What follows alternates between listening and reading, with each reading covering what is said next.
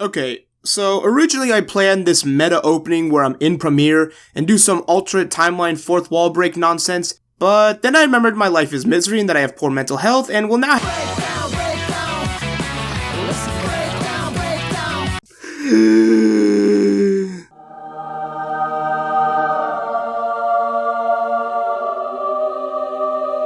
Are you thinking of me?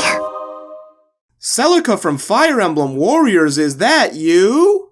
I'll help keep the darkness at bay. Oh, Celica, I knew you'd come and save me from crippling depression. Nothing will ever come between us. Yes, aunties, you are the only one I'll ever need. I always find myself thinking of you. You know, the sad part is that someone out there actually does this stuff. I mean, if it helps you feel better, sure. There are worse methods of self-help, but just don't ever reveal you do this stuff in public. Do it now! This is a topic that will generate absolutely no negativity in any way whatsoever, no siree. In all seriousness, don't get too upset if your favorite female Fire Emblem character isn't on here. Try saying that 5 times fast. Because people, I cannot stress enough that this is only my opinion, and since I don't want to make a video that's as long as Endgame, I can only include 10 entries. If your waifu isn't on here, it doesn't mean she's bad. In fact, I haven't even played some of these games with great characters like Minerva or Sita, as I've only played the following games on screen, and hey, if this video doesn't get me killed, which it will, I wouldn't mind doing this again since Effie truly has a lot of great characters, female or otherwise. But I'll stop pulling an Inafune and focus on this video first and talk about 10 of my personal favorite Fire Emblem female characters. Please have mercy.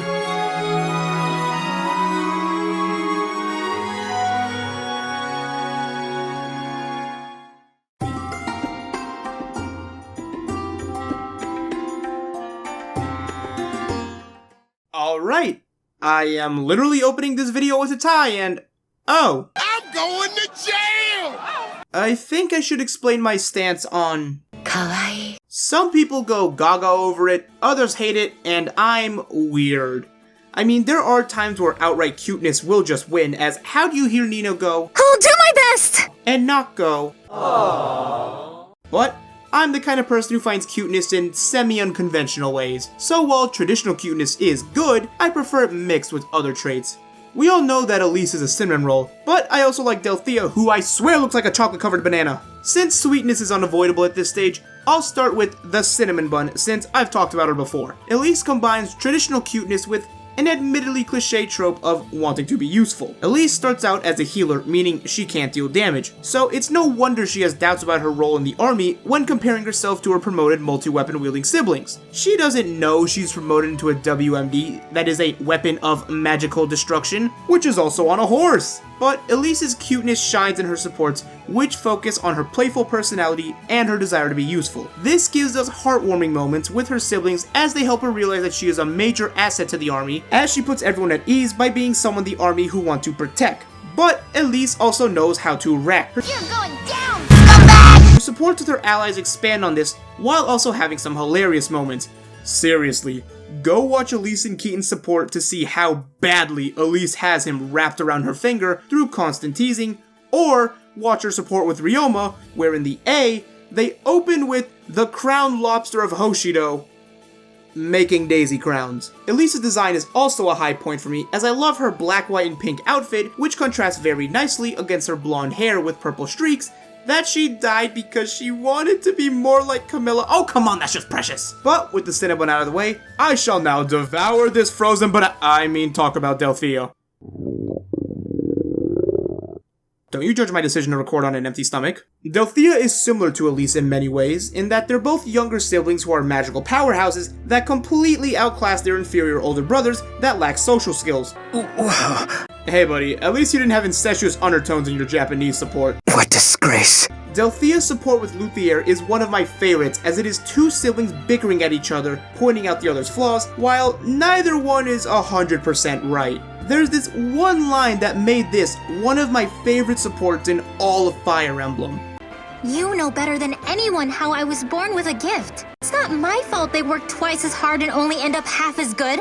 When a bratty 13-year-old gives a line that makes you think about your life for 13 minutes, you know it cut deep. I just see so much of my younger self in Delphia, as like her, I was naturally talented, though in my case, I couldn't roast my enemies with fire, I just did quick math. Regardless, I was treated like a saint, and when I was younger, adults thought I could do no wrong. I understood concepts immediately, and I never swore. I know, a far cry from what I am today, but Delphia's dream to settle down with a suave man just hit me right in the feels. She wants to live the life she wants regardless of what talent she has, and is sure of her future. It made me think about how, just because we're good at something, that doesn't mean it's what makes us happy, and seeing this 13-year-old figure that out on her own with her determined ways is why I like her so much as a character.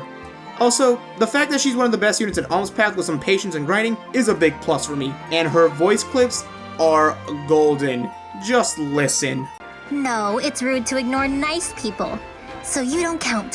Look, am I your adorable and magically omnipotent little sister or not? Sorry, not sorry. Ooh, Matilda. Gods, why'd I even bother asking? All right, out with it. What's your type? And my personal favorite, Would you please shut up? yeah, I really should go eat something right now.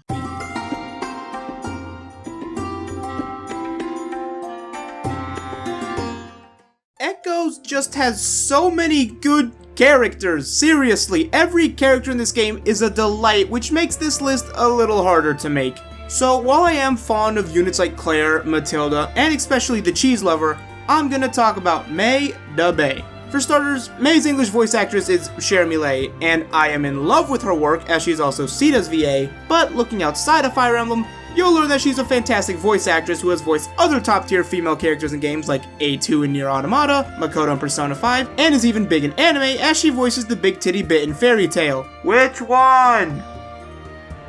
Yes. And, since I didn't know this at the time I recorded this, is that she is also the voice of the crazy attractive and crazy woman in Three Houses we all want to step on us. So upon learning that Cher Millet would voice May in Echoes, I knew she'd be My favorite! Yuppers! Voice acting aside, May is such a bubbly individual that she always brings so much life into any conversation she's in and guarantees memorable dialogue.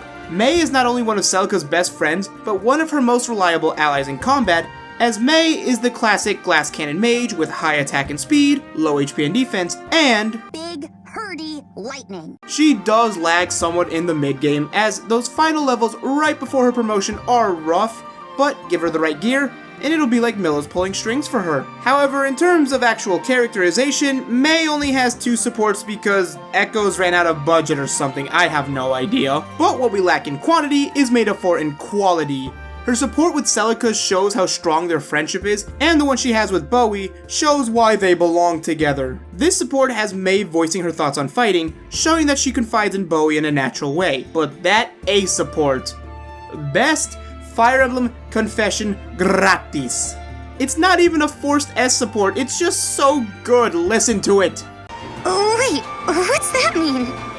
Are you really such a dope that you can't figure it out? What? May, it's like Celica always says. Have confidence in yourself. And I mean, come on people, it's not like she isn't well designed as her outfit reflects her more playful aspects of her personality. Oh. Oh! Glad to see you caught on, sweetie.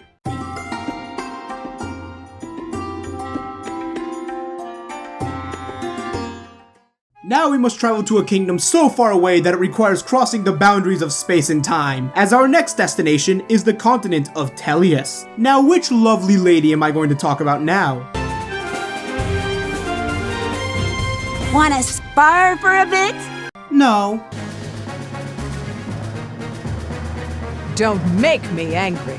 Good mom, but no. Here is where I would put an MP4 file of Jill being in Fire Emblem Heroes. If I had one! Your kind are the Bayork, mine the Lagoos. Do I look like a furry to you? I'm Micaiah. Oh, hell no! See, none of these are quite right, but hold on a second, girl. Are you a JoJo's reference? Because you are a...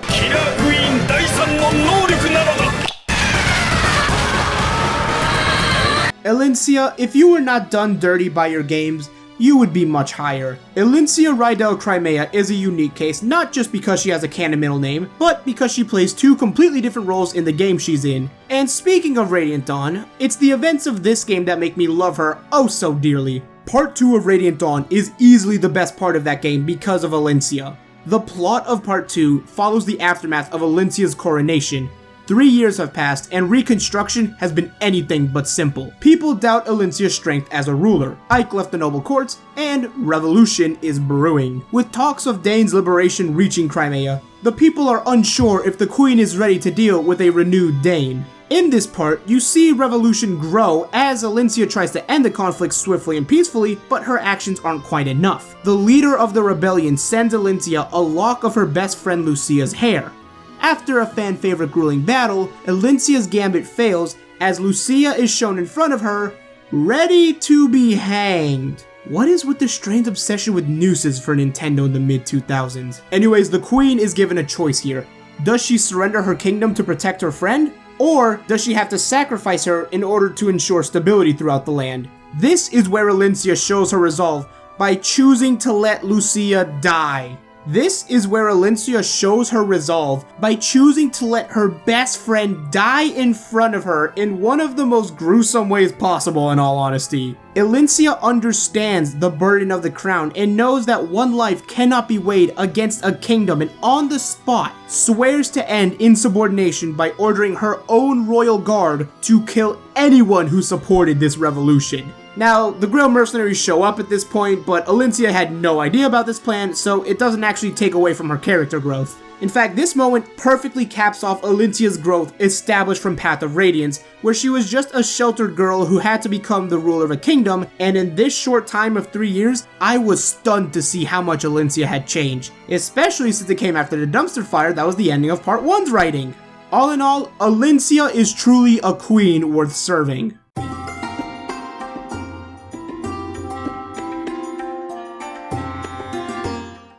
Elincia is a great character, one of Tellius's best, but for me, she's got nothing on the mom of the Grail mercenaries. Titania is one of the strongest units in Fire Emblem, period. And while I talked about Titania before, that was Path of Radiance Titania. Radiant Dawn Titania boasts even better strength and speed this time around, with her one weakness, air quotes, being her admittedly mediocre defenses, but promotion bonuses will swiftly remedy that. However, it's not just great stats or gorgeous crimson hair with an elegant design of silver and gold armor that makes her a favorite of mine, but it's her character, which is truly the genuine article. Her characterization lies in Path of Radiance, where she has 4 supports. One with Wrist that focuses more on him, one with Boyd that hammers in how much of a drill sergeant Titania can be, but also shows her caring nature, one with Mist that exemplifies her motherly traits, and it is my headcanon that Mist's dress in the Grail's Devoted banner in Heroes was the same one Titania bought her, dammit! And finally, her support with Ike. The B and A supports have Titania reveal a more vulnerable side of herself. The B goes into how Grail and Titania met. She goes on to talk about her time in Gallia as part of an officer exchange program with Crimea, whom she was a knight for at the time. On the first day, they hosted a joint training session where she saw Grail's strength firsthand as he defeated any challengers like they were nothing. The emotion here in Titania's recollection is so poignant as you really see how much Titania loved Grail from this writing, and the A support goes even deeper with this. Ike thanks Titania for helping Grail after Elena's death while this exchange happens. Titania says there's no need for thanks because, and then Ike cuts her off saying, "It's because you loved him, didn't you?" Because of Titania's presence, Ike was able to grow up into the young man we see in front of us, and Grail's final years were truly filled with happiness. Tears stream down Titania's face as she tacitly confirms that her love for Grail extends to Ike, and that she will remain by his side. The reason I sought out this support was because of Chapter 22. What is seemingly a filler chapter has some important dialogue in it. After the chapter, Ike pieces the puzzle of his father together while letting slip that he knows who killed Grail, something that the rest of the mercenaries didn't know. Titania here literally screams at Ike to tell her the identity of Grail's murderer. These 3 words hinted at something more for me, and I'm glad it wasn't just a throwaway line, as you have this beautiful character interaction between Ike and Titania, which is truly one of my favorites. That and Titania being fed up with Soren's shit at the start of the chapter shows how memorable Path of Radiance's writing was. All in all, Titania just encapsulates all the positive traits of the Tellia series. Great character, fantastic support, gorgeous design, wonderful utility as a unit, and is just all around such a likable and enjoyable character to witness. So, I have to ask, what in Ashera's name went wrong with your writing, Radiant Dawn?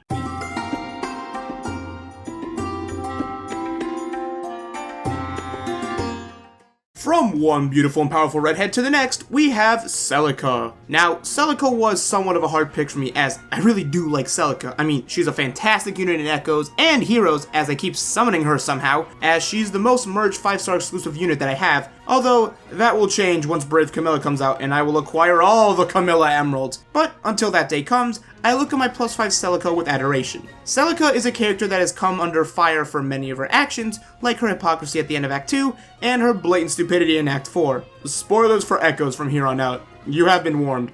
Timestamp on the screen if you want to skip ahead. Future Omni, please remember to actually do that last one. The reunion at Sophia Castle. Here, Celica is depicted in a negative light without the context of the greater narrative. The first time you see this cutscene, even if you've played Gaiden, you're put off by Celica's statement on violence and royalty. Celica here berates Alm for driving back the Regalians, but she's worse off for having taken on a band of pirates. Voluntarily. As for Alm judging Lima's actions, one of Celica's first lines is, I'll never think of that man as my father. And when you compare that to Celica defending him here, it's a bit jarring. I mean, this can all be explained by Celica's emotional turmoil as she's learning that the person she cared about the most as a child is now on the brink of leading a war, which, yeah, that would scare anyone and make them not think rationally for a bit. But then there's Act 4, where Celica takes the Duma faithful at their word. Now, to the player, this makes negative sense since we know Duma's the final boss, we know Jeddah is evil, and we know that the Duma faithful don't want peace. If us stupid weebs can figure this out, then why can't Celica? It's because she's a woman of the cloth. She grew up as a priestess and came to accept the gods as the one and only truth. It's no wonder her actions don't make sense to us. While the classic cliche of RPGs having you kill God is a trope Fire Emblem is no stranger to, was that something that could be said in 1986? The classic RPG tropes weren't tropes back then, so instead of being redundant because of the modern culture of gaming, she's a take on a naive character, or pardon my bluntness, a better written Erica.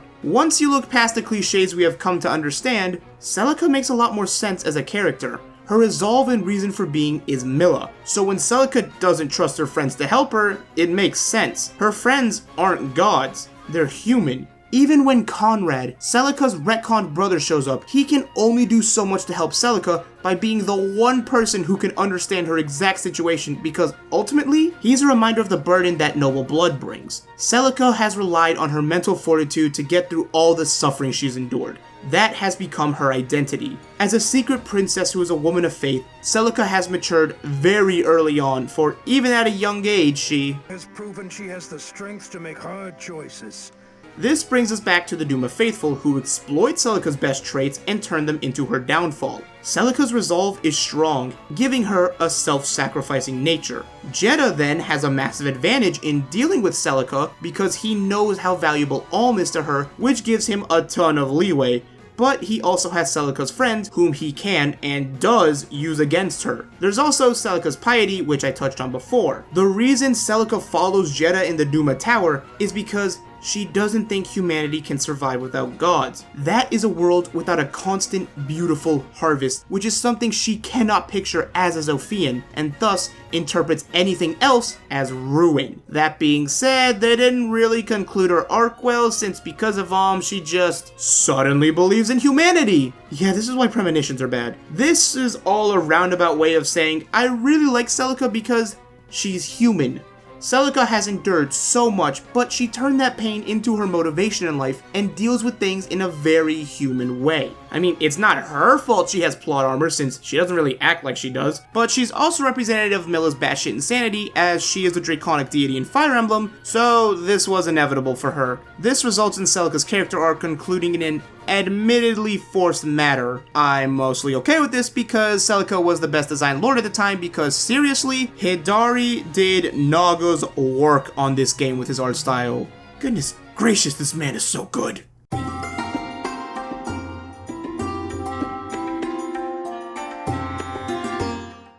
Is it weird that Heroes made me love this character? Tiki was the first ever plus 10 merge project I ever completed, and my goodness do I love her. She tears through all sorts of content. Arena, Ether Raids, story, you name it. Just so long as Reinhardt stays 50 feet away, Tiki can handle it. But then, I wanted more. However, Summer Tiki is an outclassed tier 1 unit, and Heroes went on this train of focusing on young Tiki, following the spin-offs as we see that version of Tiki in Fire Emblem Warriors, and you know what, I'm not going to dignify this game's existence.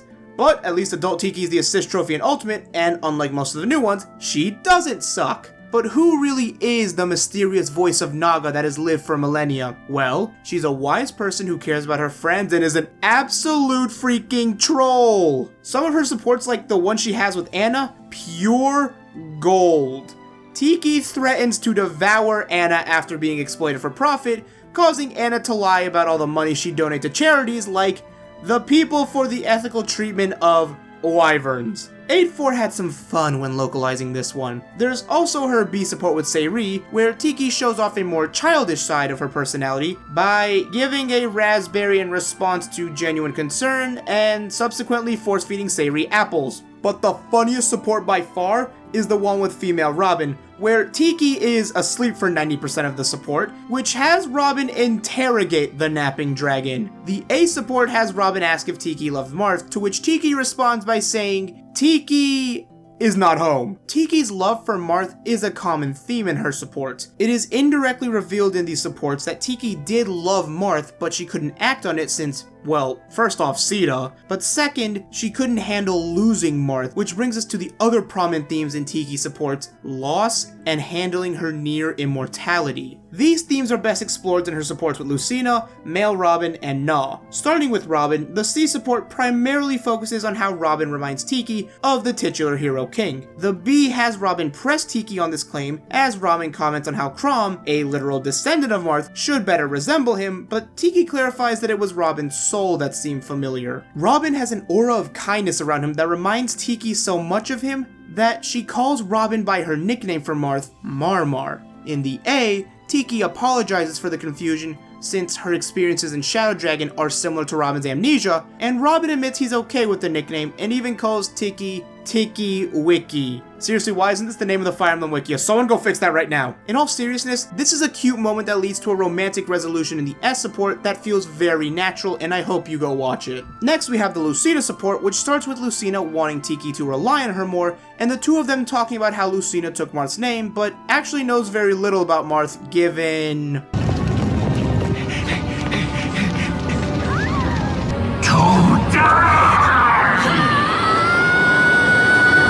Yeah. The B support has Tiki shed light on Marth's nature and how it was radically different than what Lucina thought. Lucina's vision of Marth was more accurate of, well, Basilio. Tiki comments on how Lucina reminds her of Marth as she inspires love, trust, and a good neutral game in Smash Bros. As Marth did. Now, this is normally the point in any conversation where the character in Lucina's shoes would go out of their way to be overly nice to everyone to prove how much like the legendary hero they really are, and that's exactly what happens with Tiki calling her out on this, except Lucina is a Marth clone. This now brings us to the Na support, which might be one of the saddest in Fire Emblem history. The B and C supports go on about how the two Manichates are different, but the A support is where you get sucker punched in the feels. Tiki tells how Marth saved her from her icy prison, and Na asks the same love question that female Robin did. But this time, Tiki gives a practical answer. We Manichates are destined to suffer because of our love for humankind. This has Na realized that she will have to lose the one she loves one day. However, Tiki makes this a lighter moment by saying this can become her strength as she can keep her allies alive through her memories and the tales she will pass on of them to future generations. This shows clear as day the burden Tiki bears. The fact that Tiki had this unrequited love for Marth and how she had to see countless friends die gives her plenty reason to be a justifiably depressed best character, but Tiki isn't a depressing character. Far from it. She inspires love and kindness into all of her friends, and through her many experiences, she carries on with the strength and resolve that many people wouldn't be able to handle, and that's why I love Tiki as a character so much. This has been my mini support science on Tiki, and damn it, Omni, stop making these segments so long!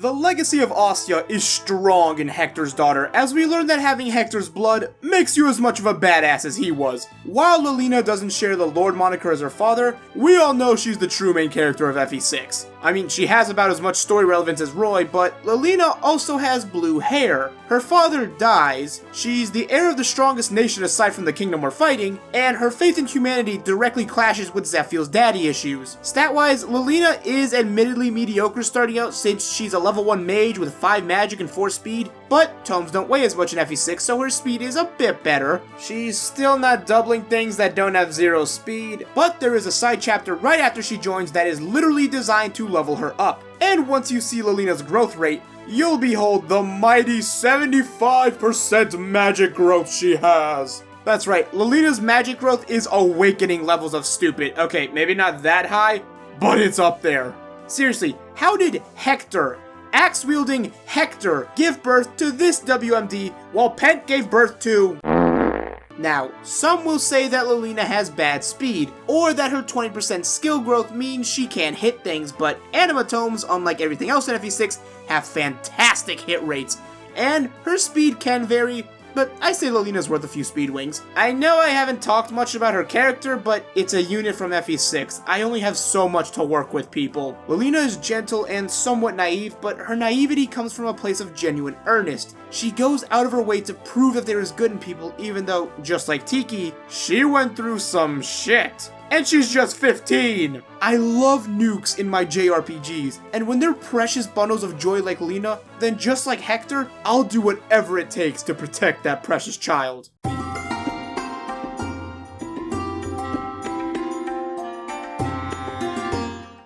Alright, this part of the video.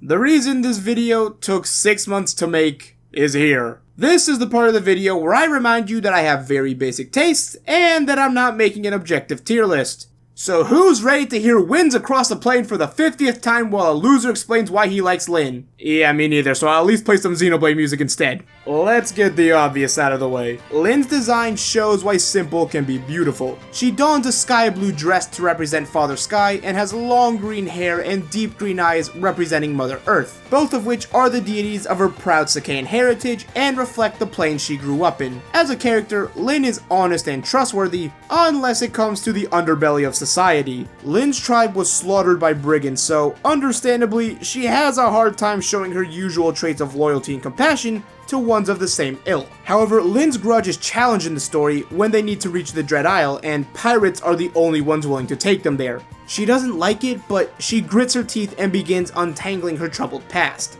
However, while many like Lyn for her looks, I remember when I first played FE7 and journeyed with Lyn on her campaign, how much I related to her. Lyn is a woman who takes pride in where she comes from, even though so many snobby, uptight lords try to shame her for it, despite being a more than capable woman, and as I saw this, I reminisce on the times that I had to deal with these issues. Like Lyn, in my journey of getting a better education for myself, you better believe as a Latino I dealt with racist remarks on a regular basis, but I always kept that to myself and didn't want to bring trouble to my mother. This is pretty much what Lyn deals with, as many nobles try to cheapen her pride, but she never gives in and remains a dignified woman until the end. Yeah, I like her design, but when I saw Lyn deal with this type of stuff too, it resonated with me, and I knew she'd be a favorite character of mine. Also, I have a weakness for badass sword units, and Lyn may be overhated because she's not optimal. People, this is Fire Emblem, basically the Pokemon equivalent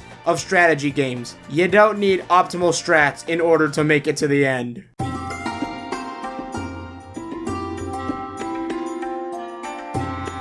Now it's time for the second reason I had a hard time making this video, and it's because I'm going to talk about Lucina.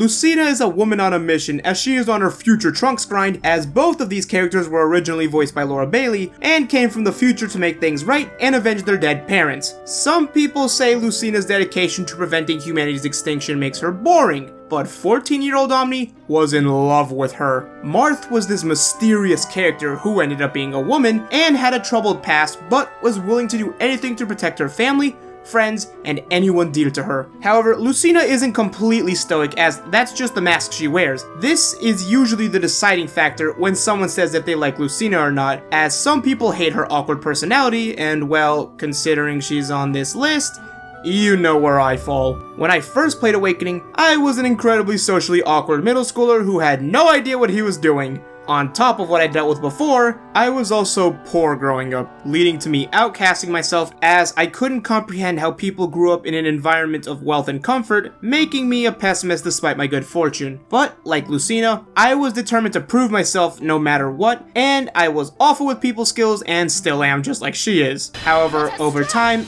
I developed this dry sense of humor, and it's probably because of Lucina now that I look back on it. It was this defense mechanism that made my cynicism of all things a charming trait that made people accept me, somewhat, for I hid my love of anime and video games, but Lucina didn't hide some of the more out there aspects of her personality. She has quirks in her bizarre fashion sense and was just an innocent girl who wanted to experience what she lost in the future, reminding me of the experiences I missed out on because of my situation. Lucina felt like someone I should strive towards when I was a teenager, and it's why she's my first ever video game waifu, as I love everything about her, from her determination and strong will to her adorable awkwardness, alongside her gorgeous blue hair and her branded blue eyes.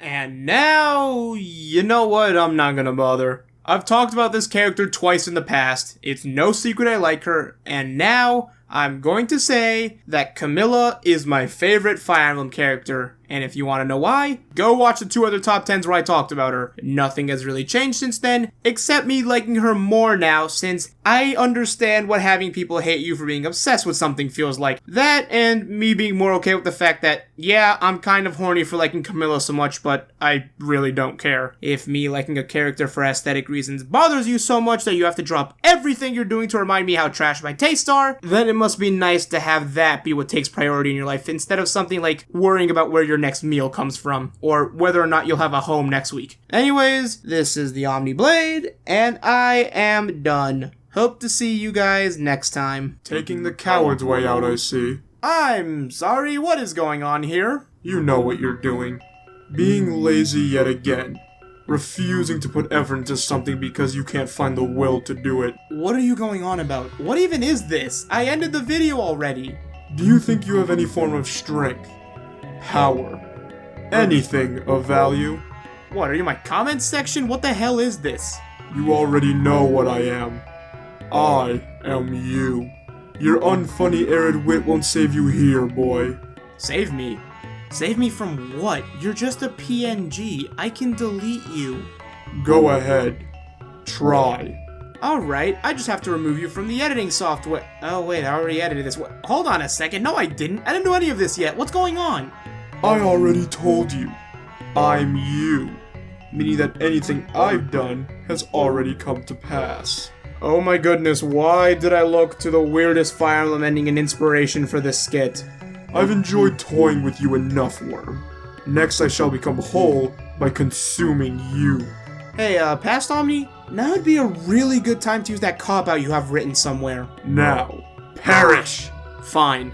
What are you waiting for? If you're me, you wouldn't be stupid enough to wait around and let someone who could hurt you do something, would you? Well, alright then.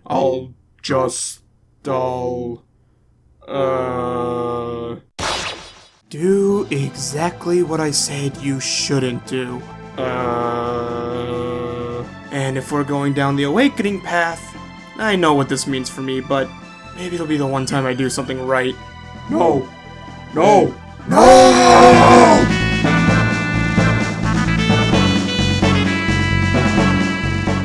You know that since you were going down the awakening path, you'd survive for absolutely no reason, right? Then again, if you were actually awake and listening to me right now, you probably wouldn't care. I'm sure this will get sorted out eventually. And then maybe you can explain to me, why the hell am I a plush toy?